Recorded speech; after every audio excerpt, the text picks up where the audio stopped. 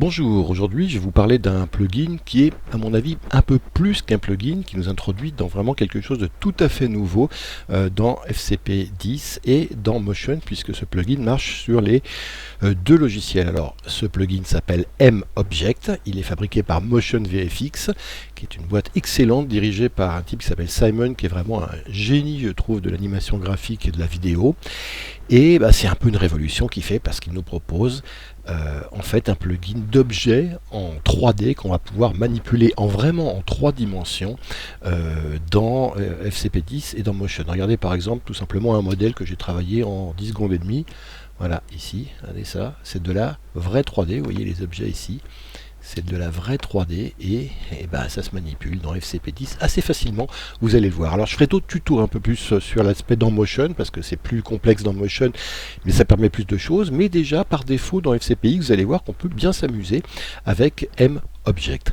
Alors on va commencer par exemple par, une fois que vous avez soit acheté, soit téléchargé la version d'évaluation de M-Object, vous retrouvez tout cela, le M-Object, dans les titres et dans les générateurs. On va commencer par les titres. Ici on va dans les titres, on va dans M-Object ici. Vous voyez, il y a par exemple des logos, des modèles de logos animés en 3D qu'on va pouvoir prendre.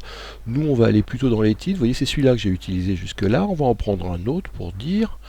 On va par exemple prendre celui-là, le M-Object là que j'aime bien aussi. Donc je le prends et je vais le superposer. Alors soit on peut le mettre par-dessus ici une scène, c'est-à-dire une image, vous voyez, comme ça. Soit on peut le mettre par-dessus du noir. Moi je vais le mettre plutôt par-dessus du noir pour vous montrer un petit peu aujourd'hui comment ça marche, mais il faut savoir qu'à l'avenir ça peut être composé sur vos images. Donc voilà, par défaut ça fait ça, ce petit modèle préétabli qui s'appelle, c'est le title 08 de M-Object. Alors évidemment, on peut le personnaliser, sinon ce serait pas très intéressant. Alors pour ça, voilà, bon, il n'y a pas grand chose ici, on clique sur Edit. Et là, en cliquant sur Edit, on va ouvrir une interface qui s'appelle l'interface de M-Object et dans laquelle on va pouvoir régler un certain nombre de choses, notamment le texte. Alors ici, cette interface, elle permet de regarder l'objet en 3 dimensions. Vous voyez, avec la molette de la souris, je m'avance ou je me recule, et puis en tournant la souris, je peux regarder l'objet sous tous ses aspects, en dessous, au-dessus, etc. Je m'avance un petit peu. On voit également qu'il y a des lumières ici. Regardez les lumières, si je les enlève, non lumière, pouf, il n'y a plus de lumière, il n'est pas éclairé. Là, si je l'éclaire avec la lumière de gauche, la lumière de gauche plus droite, donc vous voyez les deux lumières ici qui peuvent se bouger également, mais ça c'est dans Motion qu'on le fait. Et 4 lumières, et si on clique Motion ici, ça nous envoie sur les réglages de Motion. Bon, pour le moment on se contente des 4 lumières, voilà, qui sont pas mal comme ça, une derrière, une devant et deux sur le côté. Alors vous voyez ici qu'il y a deux couches en fait, parce qu'il y a le truc en rouge et le truc en bleu, qui est le fond derrière. Donc voilà pourquoi, regardez, si j'enlève un layer, ici j'enlève le fond, si je le remets, si je mets ici, hop, ici j'enlève la face. Donc voilà, je mets deux objets ici. Maintenant, pour les personnaliser, il faut que je clique ici sur M-Object, hop, sur le premier, et que je fasse, par exemple, je vais faire deux webs, et puis je fais OK. Puis pour personnaliser le fond de la même manière, pour qu'il suive un petit peu la découpe de ce que j'ai devant, je vais aussi ici, à la place de M-Object, mettre deux webs, et vous voyez ici, si je fais OK, que maintenant mon fond va coller avec ce qui est devant. Voilà, regardez ici, j'ai un de webs aussi en bleu ici. Donc maintenant que c'est fait, je fais OK. Et le texte que je viens de mettre à jour va se retrouver dans Final Cut Pro. Voilà, de webs qui a été personnalisé en... Vous voyez, ça m'a pas pris longtemps pour mettre de webs à la place du titre. Après, on peut aussi partir de 0. Alors pour partir de 0, il faut cette fois-ci aller dans les générateurs. M-Object, ici. J'ai plusieurs choses ici. Plusieurs générateurs, et dont un qui s'appelle M-Object, qui est un petit peu le générique, celui à partir duquel on construit tout. Donc c'est celui-là que je vais prendre, je vais venir me le superposer ici. Je vais commencer par aller dans l'édition. Donc j'ouvre ma fenêtre M-Object, voilà, ici, et je vais enlever le M-Object, j'en ai pas besoin, je vais mettre autre chose à la place. Donc je fais clic droit ici, et je fais Remove. Et maintenant, regardez, par défaut, M-Object est vendu avec 5 modèles de base d'objets qui sont des constructions en 3 dimensions qui comportent, ils sont très très précis et comportent des milliers de polygones chacun. Et puis il y a des packs qui sont donnés ou vendus selon les formules de bundle différentes. Il y a un pack City par exemple dans lequel on a plein de trucs urbains, vous voyez, des ponts, des bâtiments, bon, ça, on peut s'amuser à construire une ville comme ça si on voulait faire de l'animation 3D à partir de ça. Il y a un pack militaire, ça c'est pour les armes à feu, donc hop, il y a tout ce qu'il faut, ou pas à feu d'ailleurs, c'est des armes pas à feu. Il y a un pack musical, alors ça c'est pas mal. Il y a un pack aussi primitif, alors là c'est des flèches, des types, c'est pour faire de l'animation, et un truc de sport, voilà, comme ça. Et puis il y a le sport model dans lequel éventuellement si vous faites des créations 3D, ou si vous en importez d'autres, vous pouvez les mettre ici. Alors nous on va aller prendre la musique ici, on va par exemple prendre la guitare ici, qui me plaît bien, c'est une Gibson, une SG, ou une Les Paul plutôt. On l'importe ici dans notre inspecteur 3D, M-Object, et puis vous voyez, on peut avancer ici pour la grossir, et puis la regarder sous tous les angles, vous voyez, elle est très très belle. Alors si on zoome dedans, vous allez voir que c'est très très précis, c'est vraiment très très bien fait. Et alors on peut s'amuser à changer les couleurs de tout ça, à la personnaliser. Comment? Regardez ici, si je clique et je regarde un petit peu tout ce qu'il y a par exemple la guitare, le métal. Alors si on appuie dessus, on voit ce que c'est à peu près, on voit parce qu'il y a le point d'ancrage en violet qui est ici en 3D, on voit que c'est à peu près le corps de la guitare ça. Et si on veut changer un petit peu sa couleur par exemple, on double-clique dessus et on voit ici et on va s'amuser par exemple. Alors vous voyez ici que il y a pas mal de diffusion dessus, donc en fait voilà, si je veux, c'est surtout sur la spéculeur que je vais pouvoir changer les choses parce qu'il y a beaucoup de diffusion. Donc je vais par exemple donner un côté un peu bleuté comme ça. Ah oui, donc le métal, la couche métal, ça concerne plutôt toutes les pièces en métal, vous voyez, plutôt que le corps comme je pensais. Vous voyez, parce que là on joue sur les micros et les pièces en métal comme ça. Donc on va leur donner un léger aspect bleuté comme ça. Ouais, ça c'est bien. Pour voir la couche, en fait, il suffit, regardez, si je l'enlève ici, je vois, ah voilà, le main guitare c'est ça, regardez, si je l'enlève, voilà. Donc maintenant je clique là-dessus et puis on va jouer sur cette couleur-là et on va essayer de la bleuter un peu. Voilà, on va bleuter un peu le corps de la guitare, comme ça. Bon bah ici on est content, on a changé un peu en bleu, vous voyez comment on peut personnaliser tout ça. Donc la guitare elle est là, elle est bien. Si je fais OK, je vais la voir, ma guitare qui va venir. Donc dans Final Cut Pro 10, mais je veux en mettre deux en fait, je vais avoir une guitare et un micro. Donc je vais rajouter un micro. Donc je me prends un micro ici, je clique pour l'importer.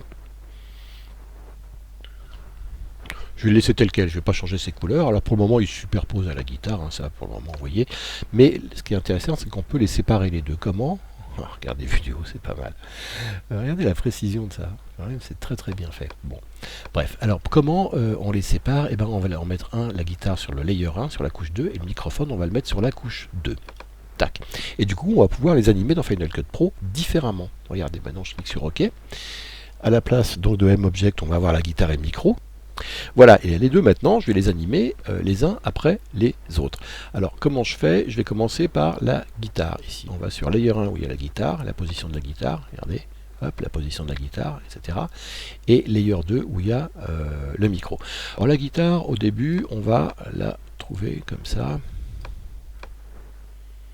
Hop, et Z, voilà, et Z comme ça d'ailleurs, comme ça. La taille ici, on va jouer sur la taille également. Hop, on va elle va être plutôt comme ça au début. Et on va jouer également sur la rotation, ça c'est très intéressant. Donc on va lui trouver une position de départ qui va être par exemple comme ça. Voilà, comme ça, elle est presque de profil au départ. Je me mets sur la première image maintenant, ici. Mon micro, c'est pareil, lui au départ, on va lui donner, alors lui il est sur le layer 2, donc pour le moment on oublie le layer 1, on va sur le layer 2, on l'ouvre ici, et le layer 2, alors on l'affiche ou pas, on va pareil, lui donner une rotation, voilà, comme ça, une inclinaison de l'autre côté, plutôt comme ça, et une position, on va le mettre plus par là, voilà, et puis la taille également, plus petite. Donc oui, au début on a deux objets qui sont comme ça, on va essayer de les mettre à peu près au même niveau. Et là on va mettre un point d'animation sur l'ensemble. Donc je crée ici, petit triangle ici, ajouter une image clé, qui met une image clé sur tous les paramètres ici. Et maintenant, on va changer la position des deux objets, pas à la fin du plan, mais presque, ici, voilà. Donc maintenant, on va changer la position de la guitare, et on va la mettre cette fois-ci plein centre, hop, comme ça. Elle va être pleine face, comme ça. Et la taille va grossir, on va la mettre comme ça. Maintenant qu'elle est comme ça, on va repositionner bien pour qu'elle soit parfaite, qu'elle soit bien cadrée au milieu.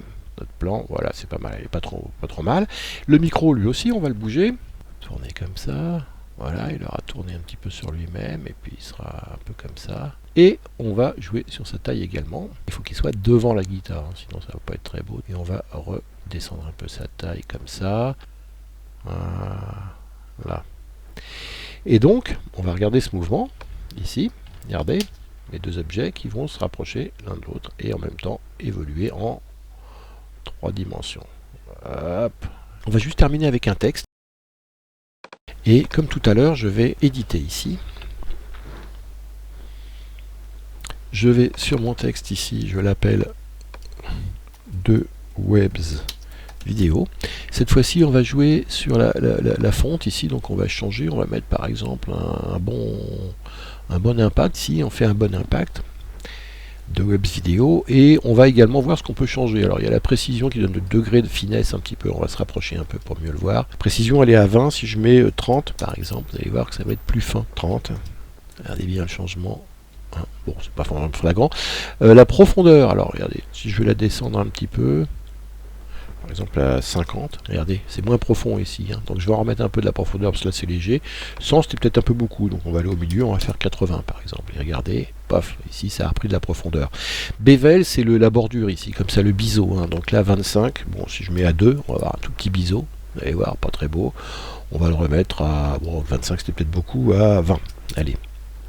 Hop, ici, bevel distance, c'est la distance, alors regardez, c'est à 200, si je mets à 0, ce que ça donne, hop, regardez ici, la distance entre le biseau et l'arrière, effectivement, à 0, ça donne pas grand-chose, elle était à 200, je vais mettre à 100, voilà, un biseau un peu plus mince ici, le smoothness, alors ça c'est la douceur du truc, on va la mettre à 0 par exemple, pour voir, voilà, c'est droit. Et par exemple, si je suis à plus, quelque chose de positif, 50, ça va s'arrondir dans un sens. Moi j'aime mieux d'ailleurs. Et en négatif, alors après c'est des goûts, hein, moins 50, c'est incurvé dans l'autre sens. Voilà, comme ça me donne, c'est le sens de la courbe. Hein. Soit c'est vers le haut, soit c'est vers le bas. Là c'est vers le bas. Bon, alors ça c'est pour vous montrer un peu tout ce qu'on peut faire ici dans Réglage. Évidemment la couleur, on doit aussi pouvoir la régler. Donc vous voyez qu'il y a par exemple les différents couches qu'on peut régler. Front c'est ce qui est devant, on vérifie en l'enlevant par exemple, vous voyez c'est ça. Alors on va lui donner de la couleur, par exemple on va le mettre en, plutôt que ce soit du gris, on va le mettre ici en un petit jaune clair ou un petit, voilà, un truc comme ça. Après le deuxième ici c'est quoi, ça correspond, ça c'est le front on a dit. Maintenant le body c'est ce qu'il y a derrière, ici c'est l'épaisseur, hein, toute la partie largeur. Donc là aussi l'épaisseur, hop, body ici on va lui mettre de la couleur, et on va lui mettre la même couleur en fait mais en, ouais, peut-être un peu plus foncé. Voilà, donc c'est un peu la même en plus foncé. Et on update tout ça maintenant dans Final Cut Pro. Et là, vous voyez qu'on va aussi pouvoir, alors, il y a l'opacité bien sûr. Si je regarde mes rotations, on a l'axe X, Y et Z. Donc on peut, voilà, par exemple, être comme ça en profil, comme ça. Hein, simplement au départ, ici. Et mettre un point clé d'animation générale. Hop, animer tout ça simplement en se faisant un plan comme ça. Ici, on revient à 0. Hop, et voilà, simplement, j'ai créé une petite animation toute simple. Voilà. Donc en résumé, M-Object proposé par Motion VFX, vous trouverez le lien pour que vous puissiez aller voir à quoi ça ressemble. Et puis bon, c'est pas donné, hein, c'est en même temps un peu plus qu'un plugin, c'est pour moi déjà un véritable logiciel complémentaire qui permet d'aborder la 3D dans FCPX. Très simplement, on vient de le voir et vous allez le voir dans les prochains tutos dans Motion, on va pouvoir faire des choses assez fantastiques. Merci et à bientôt.